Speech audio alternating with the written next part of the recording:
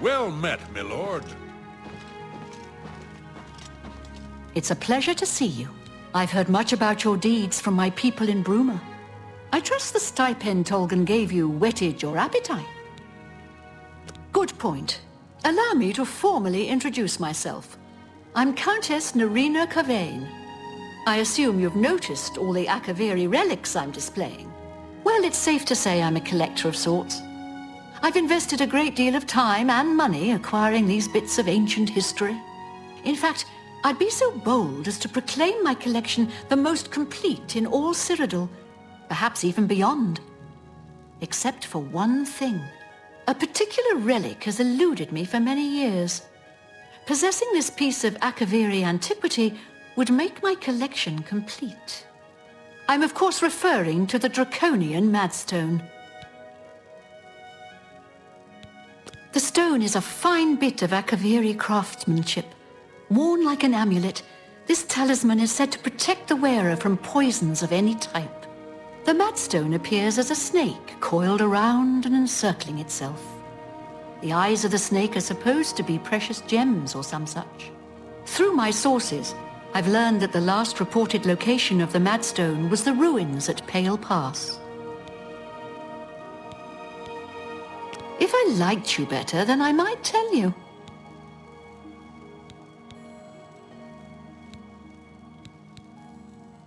Are you familiar with the history of Pale Pass?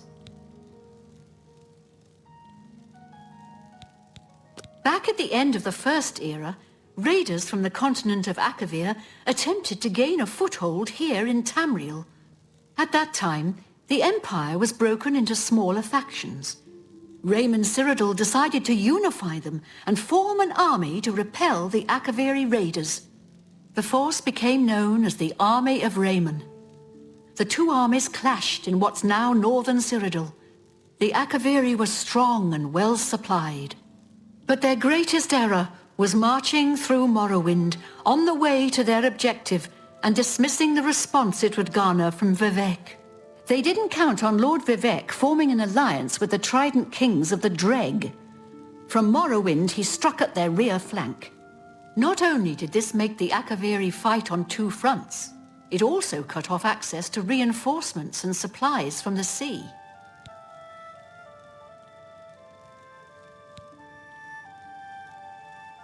Not quite.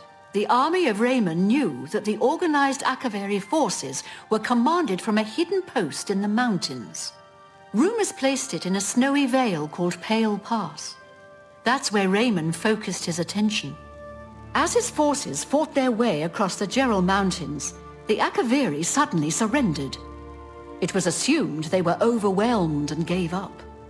The only strange part was that the command post and Pale Pass were never found.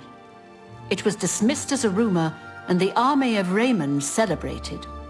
It's come to my attention that the post did exist, and it happens to be the last reported location of the Draconian Madstone.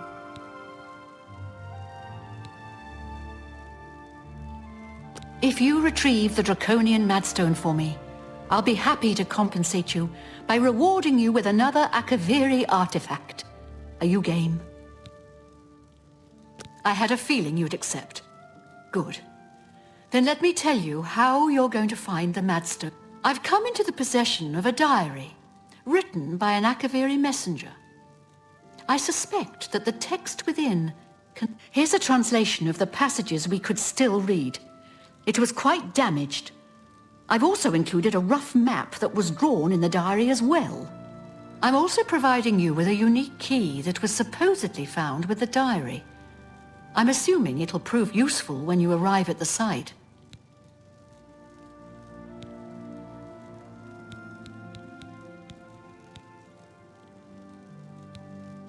May the path ahead be free of danger.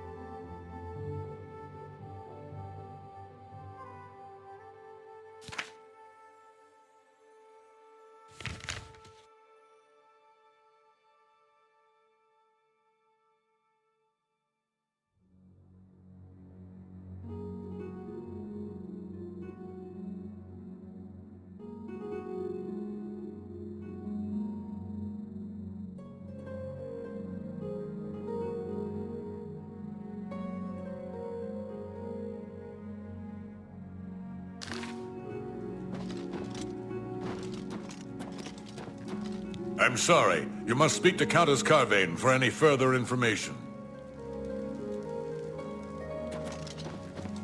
I'm pleased you did.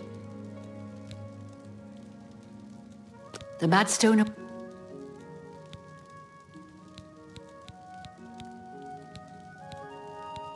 I paid several scouts to try and find the ruins at Pale Pass before I hired you. They were only able to locate the first of a series of landmarks. These landmarks are mentioned within the diary. The one referred to as Dragonclaw Rock has been located. I'll mark it on your map. The rest is up to you. My scouts reported bitter cold and dangerous creatures in the area, so they couldn't proceed. Be cautious and return home soon. Good luck. May the path ahead be free of danger.